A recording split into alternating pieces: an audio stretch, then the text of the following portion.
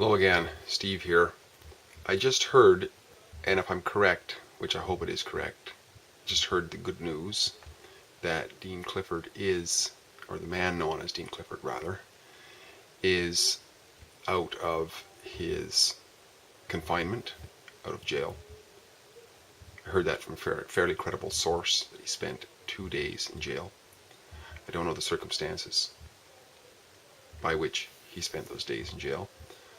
But I just wanted to preface by saying that, and I wanted to share a few thoughts that came to me shortly thereafter. Because in my last video, which was along the lines of, is Dean back in jail? I got a few people chime in on that, as well as on Facebook, some comments. There was one particular comment along the lines of, you don't have to injure somebody to create a crime. This guy, I guess, seemed to have the indication that Dean basically deserved to be in jail, perhaps even if he hasn't harmed somebody. And my whole point was that if he has not harmed anybody and he's in jail, to me that's a crime. Now, I looked up the word crime, and it's one of those things that's all off the chart, right? It means a whole bunch of different things in etymology. In a way, it comes from the idea of, or the word sort of like sin. It's sort of like a sin, you know. That's in the etymology. Crisis is also in the etymology. Offense, punishable by law, is in the definition, or the etymology. A bunch of things like that.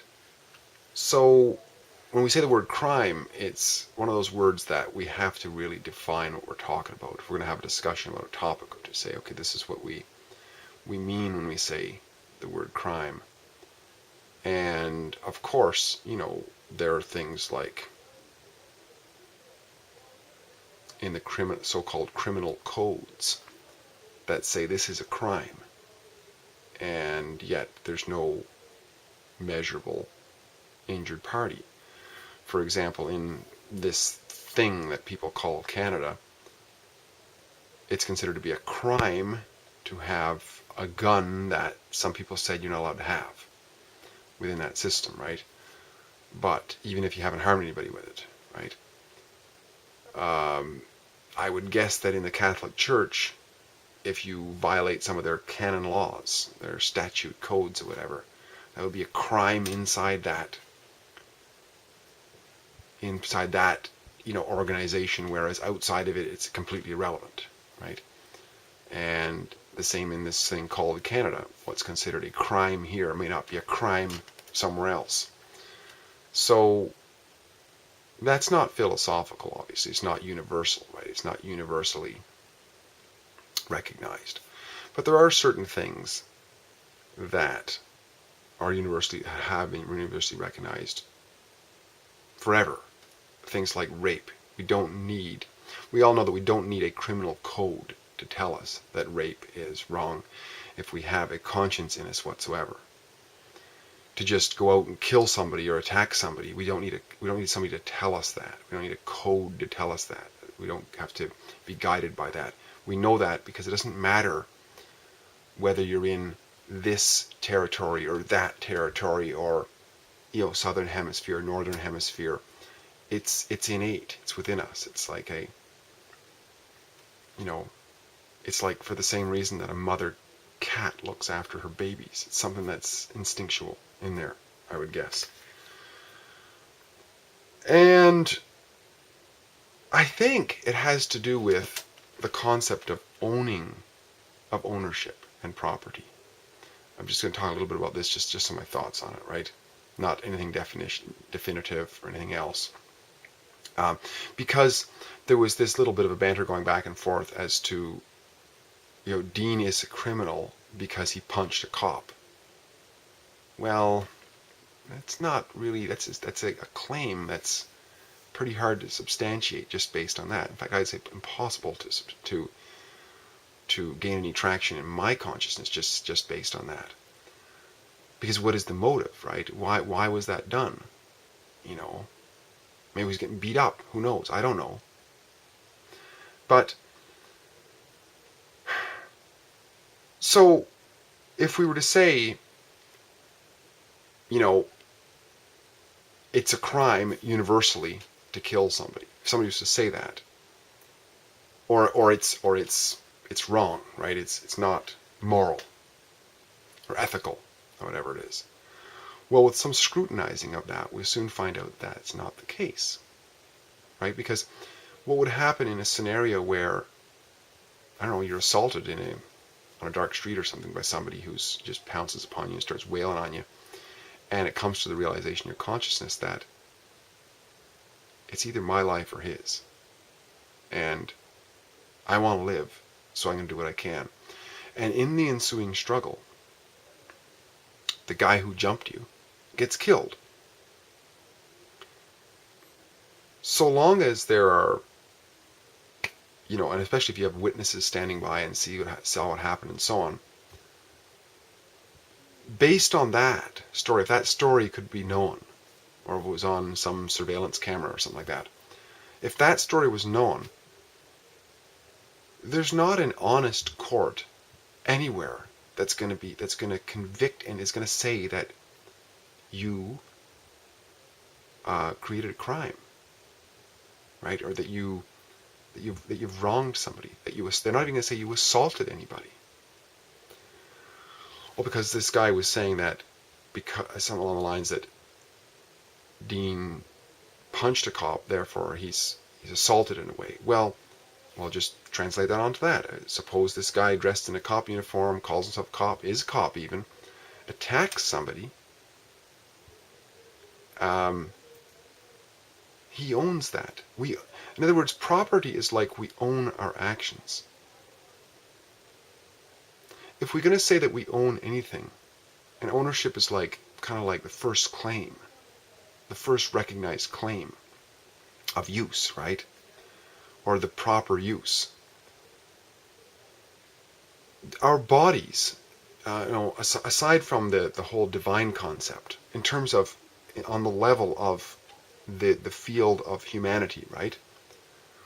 We are the ones individually who own our bodies. We have the first claim over our bodies. That's proper, right? That's correct. Everybody's going to agree to that. See what I mean? Like proper and correct are kind of equal in terminology, right? So property extends from that. Property extends from what is correct or proper. So our bodies, whatever our bodies do, becomes more correct to us individually than to anybody else. So if I just outwardly punch somebody in the head without any provocation, that's considered an assault responsible by me because it's my property. I own the results of those actions for injuring somebody. I am the one who's injuring. However, if I punch somebody in the head because they're attacking me, I own those actions, yes. But there's justification for it. They're righteous actions. Right? So it doesn't matter what the actions alone don't really matter. It's why were the actions taken? And what is the ownership of those actions? So in the case of just jumping somebody and start punching them, I own that responsibility of having injured somebody. If I'm also doing the same thing, if I'm punching somebody in self-defense, I own those self-defense actions. I own, as much as the body is proper to me, so it's proper to me, it's almost like, I don't like to use the word rights, but it's like a right to life. It's a will to live. And if I have the will to live, then what I must do in those moments is support that will. And by extension, so is everything else. If we have created something, built a birdhouse, and somebody comes along and wants to start smashing it with a hammer in our backyard or whatever, well, it's proper for us to do what we can. I'm not going to take the hammer on him, but I mean, talk to him, try to figure out what's going on, or whatever. It's like because that's kind of like part of us. The same with our house. If we built our house or paid for our house, whatever, and somebody wants to start smashing the windows, well, it's like a part of us because we put our work effort into building it or our work effort into earning the equity to be able to exchange as value to somebody else for it. So therefore, the house becomes a representation of our labor. Or if we have a loan on it, it's a representation of our future labor, which we're working towards, and so on. So it's like, unless we've stolen something, in which case we own those actions of the theft. So it's like negative ownership now. It's like a debt in a way, right?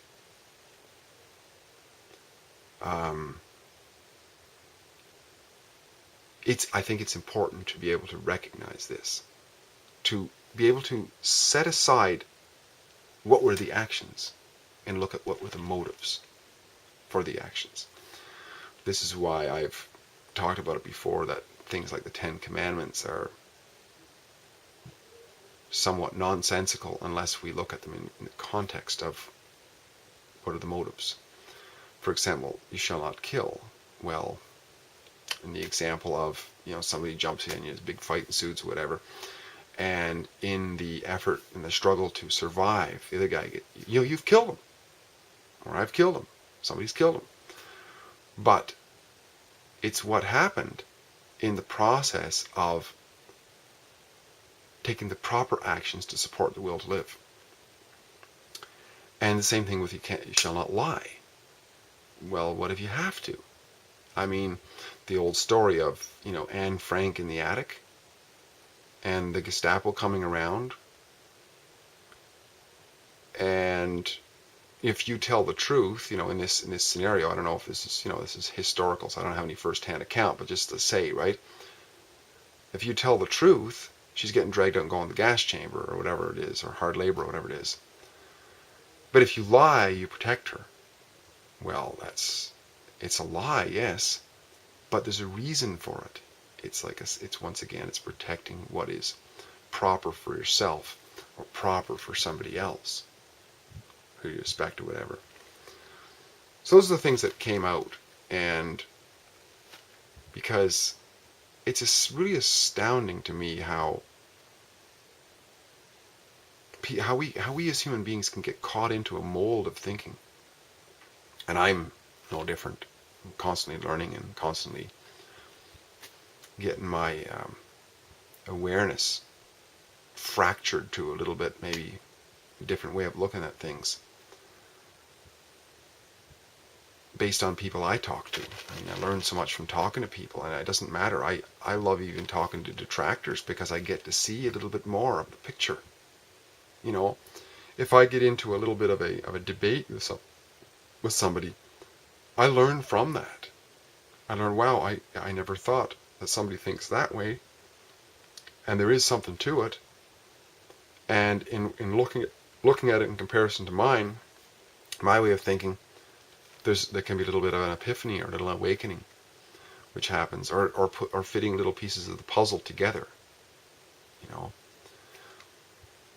So in reference to Dean, like I say, once again, I don't know why he was in jail again this time. No idea.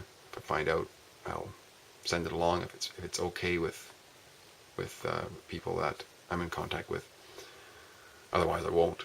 If he wants it kept private or whatever, it's once again, it's those actions that are happening, or some extent of it is his property, right? And what extent, I don't know. So we could say in the end of it, there's probably a measure of it is always ours to an extent, but we have levels of awareness too, right? I mean, we could say that somebody walking on a dark street, if they get jumped, well, in a way they kind of deserved it because maybe they shouldn't be walking the dark street, but that's a hard thing to say, really, because that could be such a small thing versus the unlikelihood of it happening. And besides, it's still, we know that it's in the common sense, it's not right for somebody else just to go jump on somebody else. So I like to, anyways, and finally say, I know that people get caught up, and I was for many years, in this whole concept of country, that we live in this dominion or whatever, and we're supposed to follow its rules because the people said so. Well, I don't know. I think this way of thinking is just the result simply of years and years and years of indoctrination. Indoctrination. I mean, it's a dictatorship. It doesn't matter if, 39 million people say that you're supposed to do something. If one wants to do something and is not harming anybody else, and yet he can't do that. In fact, he lives in a dictatorship, right? More and more, though, I think we have to, to some degree, I agree with what everybody's saying, a little bit, and I agree with, to a certain extent, with Steve Bates for the little information that he does give out, and Robert Menard about, you gotta get past the anger. You have to get past the anger. And that, I guess, just comes in time. But there's value in that process, right? Because a journey is all of the steps. It's all the steps. And anger has its value in, motivating us on to the next step.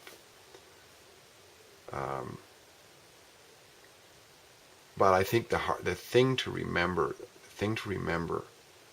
it's difficult at times and so on, is to remember that we're all brothers and sisters, in a way.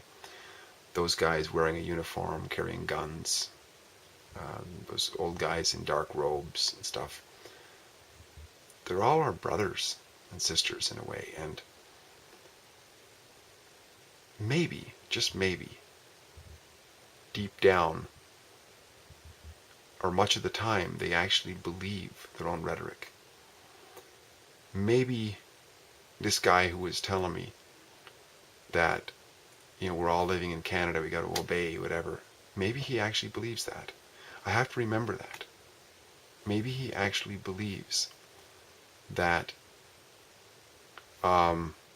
this entity that a lot of people call Canada actually exists, and that there is actually a border. I remember I mentioned this on a post somewhere, I forget what it was. I used to live in this place called Windsor, Ontario. People call Windsor, Ontario. And it's right on the Detroit River, right? And everybody said the border ran down the middle of the river. But you know what? I never, in spite of looking for it, I never saw that border. Never saw it. And I'm sure that the fish swimming in that river never noticed that border. They just, 1 minute, back and forth. Why didn't I notice it? Could it be that it doesn't actually exist there? It's a figment of our imagination. And when you have a mass of millions of people all talking the same figment of imagination,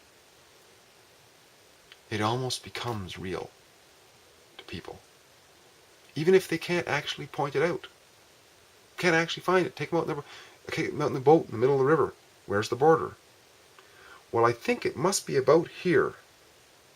You think it must be about there, but where is it actually? Can you actually see it? Can you point? There's the border.